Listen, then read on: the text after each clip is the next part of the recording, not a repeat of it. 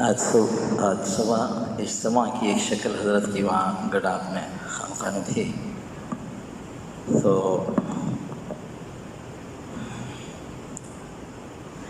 بہت تھوڑے لوگوں کو اطلاع کر سکے تھے، بلکہ جب اجتماع کا مشورہ ہوا تو اس کے بعد درمیان میں صرف ایک اتوار تھا، اور میرے اللہ کی شان اسی اتوار کو ایسی بارش ہوئی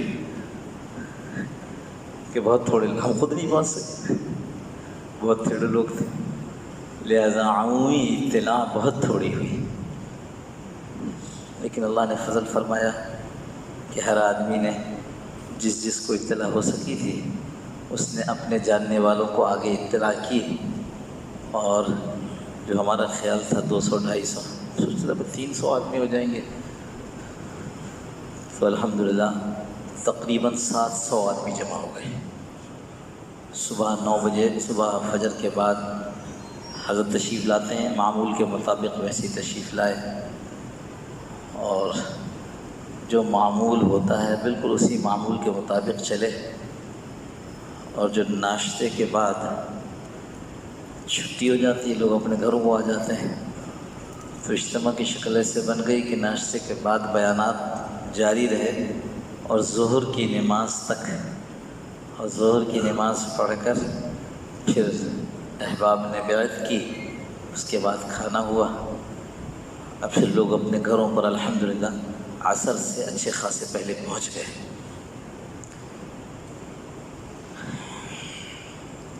ہمارے حضرت کی خانقاہ میں، ہمارے حضرت کی مجالس میں یہ بات زور دے کر کہی جاتی ہے کہ دیکھو پورے دین پر چلنا ہے، پورے دین پر۔ شیخ کا مرید شیخ کے بتائے ہوئے ذکر کو تو پورا کرے، لیکن اس کا کاروبار دین پر نہ ہو۔ شیخ کا مرید شیخ کے بتائے ہوئے طریقے کے مطابق تہجد تو پڑھتا ہو، لیکن اس کا اپنے ماں باپ، بہن بھائی اور پڑوسیوں سے سلوک اچھا نہ ہو، یہ درست نہیں ہے۔ الحمدللہ اللہ کا لاکھ لاکھ شکر ادا کرتے ہیں کہ اللہ پاک نے ایسے شیخ سے وابستہ کیا جہاں پورے دین پر چلنے کی بات ہو رہی ہے۔ حضرت مفتی احسان اللہ شائخ صاحب جو یہاں اکثر بیان کرتے ہیں، انہوں نے عبادات پر بات کی، عبادات۔ حضرت مفتی احمد ممتاز صاحب ماشاءاللہ ہر جمعے کو تقریباً جمعے کی نماز کے بعد آ جاتے ہیں، جمعے کی نماز میں آ جاتے ہیں، جمعے کی نماز کے بعد یہاں بات کرتے ہیں حضرت کی مجلس میں۔ انہوں نے معاملات پر بات کی۔ مولانا سلمان صاحب ماشاءاللہ وہ بھی یہاں بیان کرتے رہے، انہوں نے عقائد پر بات کی۔ مفتی سمیع اللہ صاحب تو اکثر بیان کرتے ہیں یہاں مغرب کے بعد، انہوں نے معاشرت پر بات کی۔ حضرت مولانا محمد یوسف شانی صاحب وہ بھی بات کرتے ہیں یہاں پر اکثر حضرت کی مجلس میں، انہوں نے اخلاق پر بات کی۔ اخلاق، میں اکثر کہتا ہوں کہ چونکہ ہمارے لوگ اردو والے ہیں اس لیے وہ اخلاق کا مطلب محدود کر دیتے ہیں۔ حسن خلق یہ اخلاق کا ایک چھوٹا سا حصہ ہے، ہم حسن خلق کو اخلاق سمجھتے ہیں۔ ہم کہتے ہیں یہ آدمی بد اخلاق ہے تو اس سے مراد ہماری کیا ہوتی ہے کہ بد خلق ہے، ورنہ اخلاق بڑا طویل موضوع ہے، بڑا طویل موضوع۔ اخلاق میں اخلاق ذمیمہ اور اخلاق حسنہ ان دونوں کو موضوع بنایا جاتا ہے۔ تو عرض کر رہا تھا کہ الحمدللہ بہت بھرپور اجتماع ہوا، اس اعتبار سے کہ لوگوں کی شمولیت بھی تھی، اور اس اعتبار سے کہ پورے دین کی مکمل بات سامنے آئی۔ حضرت مجدد الملت حکیم الامت حضرت تھانوی رحمۃ اللہ علیہ نے اس دین کو سمجھنے سمجھانے کے لیے، اس پر عمل کرنے کے لیے 5 حصوں میں تقسیم کیا ہے۔ اس کو ایسے سمجھیں کہ وہ ابھی بقرعید گزری ہے، لوگ اپنے قربانی کے جانور کے بڑے بڑے لوتھڑوں مطلب ٹکڑوں کو وہ بیف بنواتے ہیں، کچھ گھر میں بناتے ہیں۔ تو جب بیف سامنے رکھا جاتا ہے تو اس کو کیسے کھاتے ہیں؟ اس کے ٹکڑے کیے جاتے ہیں۔ کیوں؟ کھانا آسان ہو۔ یہ پورا دین مکمل دین ہے، اس کے صرف حصے اس لیے کیے گئے کہ سمجھنا آسان ہو۔ اگر کوئی ایک حصے پر چل رہا ہو اور بقیہ پر نہ چل رہا ہو، کچھ حصوں پہ چل رہا ہو کچھ پر نہ چل رہا ہو، تو کیا کہیں گے؟ یہ پورے دین پر نہیں ہے، یہ پورے دین پر نہیں ہے۔ تو اس واسطے سمجھنے سمجھانے کے لیے، عمل کرنے کے لیے حضرت تھانوی رحمۃ اللہ علیہ نے 5 حصوں میں تقسیم کیا۔ فرمایا دین کے کچھ امور ایسے ہیں جن کا تعلق انسان کے عقیدے سے ہے۔ عقیدہ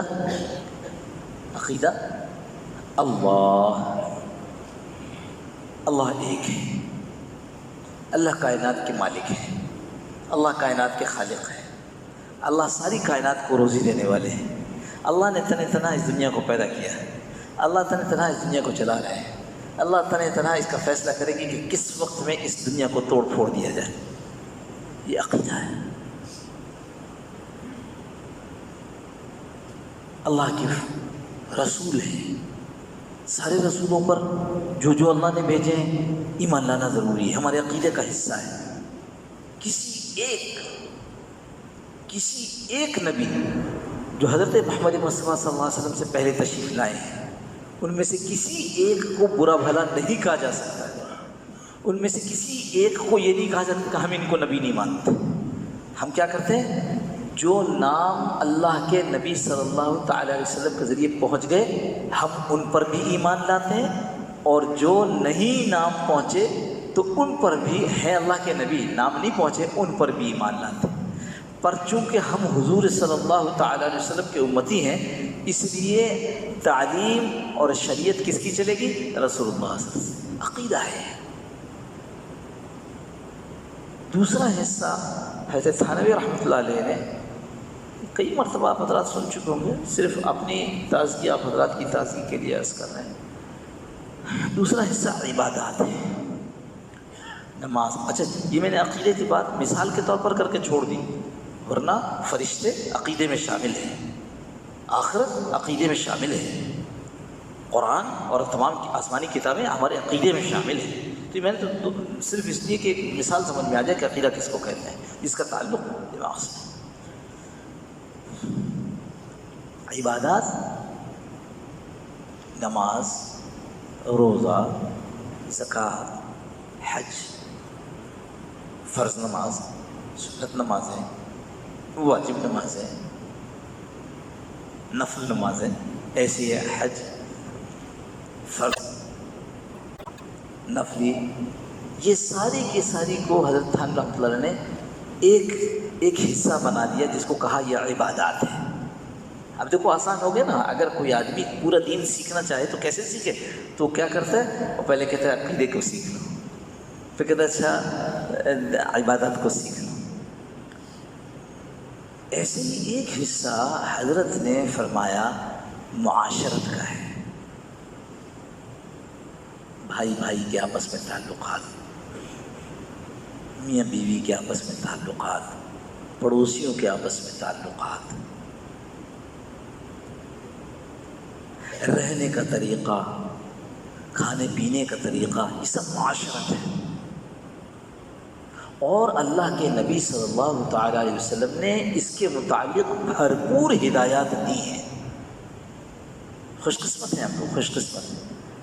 ہر چیز، ہر نقطہ اللہ نے اپنے نبی صلی اللہ علیہ وسلم کے ذریعے ہم تک پہنچایا ہے۔ اگلی چیز فرمایا معاملات.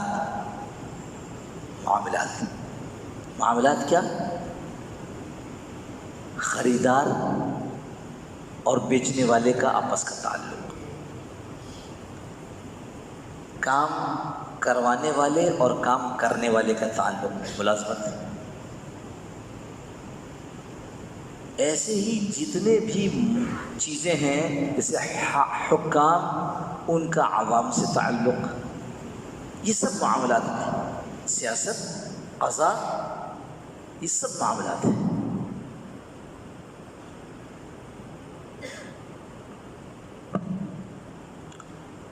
عبادات، جس کو حج کی ابھی تک استعداد نہیں پیدا ہوئی، اتنا مال نہیں ہے، راستہ معمون نہیں ہے، دوسرے الفاظ میں شرائط حج کی اس کے لیے پوری نہیں ہے، تو اگر وہ حج کے مسائل کو نہیں سیکھتا کوئی بات نہیں. بات سمجھ میں آ رہی ہے؟ کچھ چیزیں ایسی ہیں کہ جن کو اگر وہ نہیں سیکھتا تو کوئی بات نہیں. معاملات میں وہ ملازم ہے، تو یہ آدمی جو ملازم ہے اپنی ملازمت کے حوالے سے دین کی چیزوں کو سیکھ لیتا ہے، تو اب اس کو تجارت کا علم حاصل کرنے کی ضرورت نہیں ہے. کرے تو اچھا، ہم یہ نہیں کہہ رہے کہ کرنا نہیں چاہیے. ایسی معاشرت،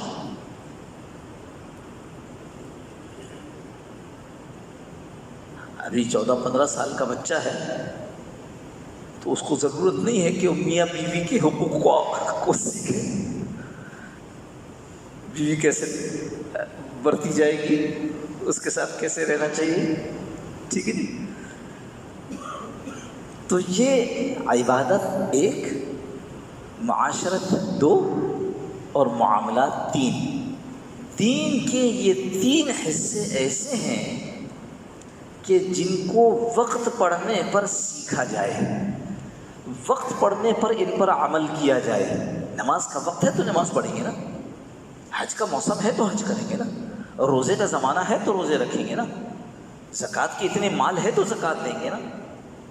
یہ تینوں چیزیں، عبادات، معاشرت اور معاملات، یہ تینوں چیزیں ایسی ہیں جو وقت پڑھنے پر سیکھی بھی جاتی ہے اور ان پر عمل بھی کیا جاتا ہے. لیکن 2 حصے ایسے ہیں، ایک عقائد اور ایک اخلاق، جن کو ہر وقت استعمال ہونا ہے. آدمی نماز پڑھ رہا ہے یا نہیں پڑھ رہا، اس کا عقیدہ اللہ کے مطابق صحیح ہونا چاہیے. آدمی حج کر رہا ہے یا نہیں کر رہا، اس کا عقیدہ اللہ اور اس کے رسول اور قرآن اور ساری چیزوں کے متعلق صحیح ہونا چاہیے. وہ معاشرت میں ابھی شادی کے قابل نہیں ہوا ہے، لیکن اس کا عقیدہ پکا ہونا چاہیے. یہ 2 چیزیں ان کی بڑی اہمیت ہے. ایک عقائد، عقیدے کی درستگی بہت ضروری ہے، اور اس کو علماء سے پوچھنا چاہیے ہمارا عقیدہ کیا ہے، اور باطل عقیدے کیا ہیں. ورنہ باطل عقیدے وہ آدمی کو اپنی طرف کھینچ لیتے ہیں اور اس کو احساس بھی نہیں ہوتا کہ میں اپنا عقیدہ چھوڑ چکا ہوں. کیوں؟ بعض اوقات چیزیں ایسی ہوتی ہیں، جیسے اگر کسی کو دن سمجھ میں نہ آ رہا ہو تو اس کو رات سمجھاؤ گے تو دن سمجھ میں آ جائے گا. سچ سمجھ میں نہ آ رہا ہو تو جھوٹ سمجھاؤ گے تو سچ سمجھ میں آ جائے گا. تو اس لیے عقیدہ چونکہ نازک ہے، اس لیے اس میں صحیح عقیدہ بھی علماء سے پوچھ کر اختیار کرنا چاہیے، اور باطل عقیدے کے متعلق بھی علماء سے معلوم کر لینا چاہیے تاکہ ہم اس کے اندر پھسل نہ جائیں. لیکن ہے ہر وقت کی ضرورت. کوئی لمحہ ایسا نہیں ہے کہ جس میں ہم کہیں کہ میں اللہ کو 1 نہیں مانتا ہوں، اللہ کو 2 مانتا ہوں. کوئی وقت ایسا نہیں ہے. جاگتے ہوئے کام کرتے ہوئے، مسجد کے اندر، دفتر کے اندر، کاروبار کرتے ہوئے، بچوں کے پاس بیٹھے ہوئے، بیوی کے پاس بیٹھے ہوئے، کسی مخلوق، کمزور مخلوق کی خدمت کرتے ہوئے. یہ عقیدہ ایک ایسی چیز جو ہر وقت پختہ ہونی چاہیے. یہی عقیدہ کمزور ہوتا ہے تو آدمی پھسل جاتا ہے. مال کی طرف متوجہ آدمی کیوں ہوتا ہے؟ کہ اس کے عقیدے میں کمی ہوتی ہے. وہی سوچ رہتا ہے اللہ سے تو ہوتا ہے لیکن مال بھی تو ہونا چاہیے. یہ گڑبڑ ہو گئی، گڑبڑ ہو گئی. عقیدہ کیا ہے؟ اللہ ہی سے ہوتا ہے. وہ چاہیں گے مال کو سبب کے درجے میں استعمال کروا دیں گے، اور چاہیں گے تو بغیر مال کے ہو جائے گا.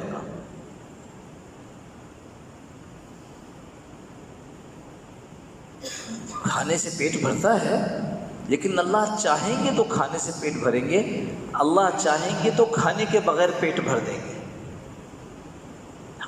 ہر وقت کا یہ کمزور پڑتا ہے تو آدمی کھانے کو حاصل کرنے کے لیے حلال حرام کی تمیز نہیں کرتا. یہ عقیدہ کمزور پڑ گیا. عقیدہ کیا ہے؟ عقیدہ یہ ہے کہ خالق، رازق، مالک اللہ ہے. حضرت رسول کریم صلی اللہ تعالی علیہ وسلم کی احادیث کتاب الفطر میں آتی ہیں، قرب قیامت کے حوالے سے نقل کی جاتی ہیں. تو ان میں ایک یہ بھی نقل کی جاتی ہے کہ جب فتنوں کا زمانہ آئے تو تم اپنے گھروں میں بیٹھ رہنا، اور یہ دیکھو کہ تم اب یہاں بھی نہیں رہ سکتے تو پھر تم کیا کرنا؟ پہاڑوں کے اوپر چلے جانا تاکہ تمہیں کوئی اپنی بات دھوس دھاندلی سے منوا نہ سکے. جنگلوں میں چلے جانا، درختوں کی کھو میں رہنا. قربان جائیے حضرات صحابہ کے اوپر کسی نے سوال کر لیا، اے اللہ کے رسول آپ فرما رہے ہیں پہاڑوں پر چلے جانا، جنگلوں میں چلے جانا، تو وہاں کھائیں گے پئیں گے کیسے؟ ہم وہاں کیسے رہیں گے؟ کاروبار تو ادھر ہوگا، نوکریاں تو چھوڑ کر جائیں گے، پھر کیا ہوگا؟ اللہ کے رسول صلی اللہ تعالی وسلم نے ارشاد فرمایا جب تم پہاڑوں کی چوٹیوں پر اپنے ایمان کی حفاظت کے لیے چلے جاؤ گے، وہاں کہو گے سبحان اللہ، الحمدللہ، لا الہ الا اللہ، اللہ اکبر، اللہ پاک ان تسبیحات کی برکت سے تمہارا پیٹ بھر دیں گے. محتاج نہیں کھانے کے. یہ جو آج ڈرایا جا رہا ہے نا عقیدے کی کمزوری کی وجہ سے، ورنہ خدا کی قسم آدمی ایمان پر ہو، ایمان پر ہو، اسلام پر ہو، پورے دین پر ہو تو یہ معیشت سے ہمیں کوئی گھبرا نہیں سکتا. معیشت خراب ہو گئی اس لیے بینک بناؤ، معیشت خراب ہو گئی اس لیے فلاں جگہ سے بھیک مانگ لو، معیشت خراب ہو گئی اس لیے فلاں کر رہا ہوں فلاں. یہ سکھوں کا بارڈر، قادیانیوں کا بارڈر اس لیے کھول رہے ہیں کہ لوگ آئیں گے، یہاں لوگ آئیں گے تو ہماری آمدنی ہوگی، آمدنی ہوگی تو ہم اس سے پلیں گے. ان اللہ و انا الیہ راجعون. ہمارے تو عقیدے کا حصہ ہے. کیا ہمارے عقیدے کا حصہ ہے کہ زمین تانبے کی ہو جائے، آسمان لوہے کا ہو جائے، نہ زمین سے ایک قطرہ پانی نکلے اور نہ آسمان سے ایک قطرہ پانی برسے، اللہ پھر بھی ہمیں پالیں گے. اس لیے عقیدے کو کم نہ سمجھا جائے. ہاں بالکل نہ سمجھا جائے. اور غلط عقیدہ در آیا، اوہو پھر تو آدمی پھنس گیا. ایک تو میں نے عرض کیا صحیح عقیدہ کمزور ہو جائے، ایک غلط عقیدہ اندر آ گیا. ایک آدمی ہے جو یہ کہتا ہے کہ میں حضور صلی اللہ تعالی علیہ وسلم کے بعد نبی بنا کر بھیجا گیا. تو دوسرا کیا کہتا ہے؟ دوسرا کہتا ہے یہ کیسا نبی ہے، میں تو اس کا امتحان لوں گا، میں تو اس کا امتحان لوں گا، معجزہ دکھائے مجھے. فرمایا ایمان سے خارج ہو گیا. یعنی اس نے یہ شک کیا کہ شاید ہوں تاکہ میں یہ مانوں. جب سنے کہ کسی نے نبوت کا دعویٰ کیا ہے تو بلا دلیل بلا کسی جھجک فوری طور پر جو رد عمل ہے وہ کیا ہے؟ انا للہ و انا الیہ راجعون، ہم تو تمہیں نبی نہیں مانتے بلکہ تمہیں کذاب مانتے ہیں۔ کیوں؟ اللہ کے نبی صلی اللہ علیہ وسلم نے ارشاد فرمایا تھا کہ میں آخری نبی ہوں۔ بہت مشکل بات ہے، بہت مشکل بات ہے۔ باقاعدہ لوگوں سے اس طرح کی باتیں سنی، اس پر حیرانی ہو گئی کہ کیا ہو گیا؟ کوئی بات نہیں، اگر وہ ان کو نبی مانتے ہیں تو ہم کیا کریں؟ ارے سبحان اللہ۔ ایک سوال کرتا ہوں، آپ کے اس طرف پڑوس میں گھر کے ایک آدمی آ کر ٹھہرتا ہے، آپ کے گھر کے اوپر آپ کے نام کی تختی لگی ہے فلاں ابن فلاں، ایک آدمی برابر پڑوس میں آیا، اس نے بھی تختی لگا لی فلاں ابن فلاں، ایک آدمی اس طرف پڑوس میں آیا، اس نے بھی تختی لگا لی فلاں ابن فلاں۔ تو ادھر والا جو تھا اس کو تو آپ نے دیکھا کہ اس نے اپنا نام لکھا اور اس کے بعد اپنے باپ کا نام لکھا۔ ادھر والی ایک فاحشہ عورت ہے، اس نے اپنا نام لکھا اور اس کے اوپر آپ کے باپ کا نام لکھ دیا۔ برداشت کریں گے؟ آپ کہہ دو کہ ہم فلاں کو نبی مانتے ہیں اور ہم فلاں لوگ ہیں، اپنے آپ کو مسلمان کہو گے، پھر برداشت نہیں ہے۔ میرے نبی کا نام لے کر یہ کہنا کہ میرے نبی کی نبوت ختم نہیں ہوئی ہے، اس کو ہم نہیں مانتے۔ کیا کہتے؟ یہ تاج ختم نبوت پر ڈاکہ ہے۔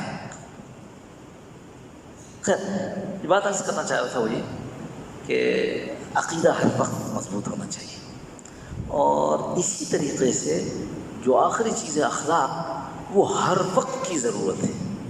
اخلاق رذیلہ ختم کرنا، اخلاق حمیدہ پیدا کرنا۔ اخلاق رذیلہ کیا ہے؟ حسد، تکبر، ظلم، حرص، غصہ، یہ اخلاق رذیلہ ہے، خراب اخلاق ہے، یہ ہے بد اخلاقی۔ ہم جس کو بد اخلاقی کہتے ہیں وہ کیا ہے؟ بدخلقی، یہ بد اخلاق ہے۔ اور اخلاق حمیدہ کیا ہیں؟ اخلاق حسنہ کیا ہیں؟ اچھے اخلاق کیا ہیں؟ قناعت اور شکر اور صبر اور توکل، یہ سارے لمبی فہرست ہے، یہ بھی ہر وقت کی ضرورت ہے۔ نماز کسی وقت کی ضرورت ہے، اخلاق حمیدہ ہر وقت کی ضرورت ہے۔ کیوں؟ دل سے تعلق ہے، اس دل میں اگر اخلاق حمیدہ نہیں ہوں گے تو عبادات کی قبولیت میں کمی رہے گی۔ میں تو ہمیشہ مثال دیتا ہوں نا کہ یہی مسجد میں مغرب کی نماز پڑھی ہے، اب یہ مغرب کی نماز پڑھ کر بیٹھے، یہی مغرب کی نماز پڑھی ہے، ایک امام صاحب نے نماز پڑھائی، ہم نے پیچھے پڑھ لی اسی مسجد میں اسی قالین پر، اور جب نماز ختم ہوئی تو ایک آدمی کی نماز کہاں گئی؟ اللہ کے حضور پہنچ گئی، اور دوسرے آدمی کی نماز وہ بیچاری مسجد کی چھت بھی نہیں چھو سکی۔ فرق کیا ہے؟ دونوں نے ثنا پڑھی تھی، دونوں نے الحمد فاتحہ پڑھی، دونوں نے وہی رکوع کیا، دونوں نے اسی امام کے پیچھے تکبیر تحریمہ کہی اور سلام پھیرا۔ فرق کیا ہے؟ یہ دل، یہ مغلظات سے بھرا ہے، یہ خباثتوں سے بھرا ہے، یہ ناپاکیوں سے بھرا ہے۔ تو جب تک یہ ناپاک چیزیں یہاں موجود ہیں، اللہ جو پاک ہیں وہ یہاں نہیں سماتے۔ اس لیے یہ ہر وقت کی ضرورت ہے کہ اپنے قلب کو ناپاکیوں سے پاک کیا جائے تاکہ اللہ پاک اس قلب میں اپنی تجلی ظاہر کر سکے، اور یہ ہر وقت کی ضرورت ہے۔ ہمارا خانقاہوں میں آنا انہی دو کاموں کے لیے۔ علماء سے ہم مسائل سیکھ لیتے ہیں، علماء سے ہم معاشرت کو پوچھ لیتے ہیں، علماء سے ہم معاملات کو پوچھ لیتے ہیں، علماء سے ہم عقیدے کو سیکھ لیتے ہیں، علماء سے ہم اخلاق کو سیکھ لیتے ہیں، معلوم کر لیتے ہیں، لیکن وہ چیز پیدا اللہ والوں کی صحبت میں ہوتی ہے، ایسی نہیں ہوتی اللہ والوں کی صحبت۔ یہ جو دل کی کیفیت ہے یہ ہمیشہ دل سے راہ پکڑتی ہے۔ جو بنے ہوئے دل ہیں ان کی صحبت میں بگڑے ہوئے دل بھی بن جاتے ہیں. جیسے حضرت حکیم اختر صاحب رحمۃ اللہ علیہ فرمایا کرتے تھے کیا کہ دیسی آم کی قلم لنگڑے آم سے لگا دو، خوب، وہ تو فرماتے خوب کس کر پٹی باندھ دو، یعنی خوب اچھی طریقے سے پٹی باندھ دو تو کیا ہوگا، لنگڑا آم بھی، دیسی آم بھی لنگڑا آم بن جائے گا. تو جو اپنے دل کی قلم اچھے دل کے ساتھ لگاتے ہیں تو ان کا گندا دل بھی لنگڑا دل نہیں، تگڑا دل بن جاتا ہے. تگڑا دل بن جاتا ہے. یہ آج کی بات نہیں، حضرت صلی اللہ علیہ وسلم کے زمانے سے یہ بات سمجھائی بتلائی جا رہی ہے. وہ آدمی کل قیامت کے دن آئے گا اور یوں کہا قرآن کریم میں، ایسے افسوس سے اپنے منہ میں انگلی ڈالے گا اور اس کو چبا لے گا، اس کو پتہ نہیں چلے گا کہ میں نے انگلی چبا لی. کیوں؟ آج حسرت کا دن ہے. پھر آگے بڑھے گا، کرتے کرتے کرتے یہ کوہنی تک کھا جائے گا، اس کو پتہ نہیں چلے گا کہ میں نے کیا کر لیا. اور آگے کیا کہے گا، اے کاش میں فلاں کو اپنا دوست نہ بناتا، اس دوست کی صحبت نے مجھے بگاڑ کر رکھ دیا. اس واسطے خانقاہوں میں آنا، نیک لوگوں کی صحبت میں بیٹھنا، علماء کے پاس جانا، اہل دعوت اہل تبلیغ کے ساتھ وقت کو گزارنا، یہ آدمی کے کیا بگڑے دل کو تگڑا دل بنا دیتے ہیں. اور یہ ہماری ضرورت ہے. میں نے عرض کیا کہ ہر وقت کی ضرورت ہے. کوئی ٹائم ایسا نہیں جس میں ہم بگڑے دل کے ساتھ اللہ کے ہاں اچھے سمجھے جاتے ہیں. اس واسطے جو حضرت کی مجلس ہوتی ہے اس میں بھائی آنا، بہت اپنا ایسا زبردست معمول بنا لیں کہ ہماری چیزیں ادھر کی ادھر ہو جائیں، لیکن حضرت کی صحبت میں آنا ضروری ہے نا. آج تھکے ہوئے صبح سے لگے ہوئے تھے اور اس کے بعد پھر زور کے بعد وہاں سے فارغ ہوئے ہیں، چلو آج چھٹی کرتے ہیں. نہیں، چھٹی نہیں کرتے. راستے میں کسی نے پوچھا کہ ابھی تو وہاں تھے آپ؟ جی ابھی یہاں آ گئے. کہ لیں آرام کر لیتے. میں کہا جی نہیں مانتا.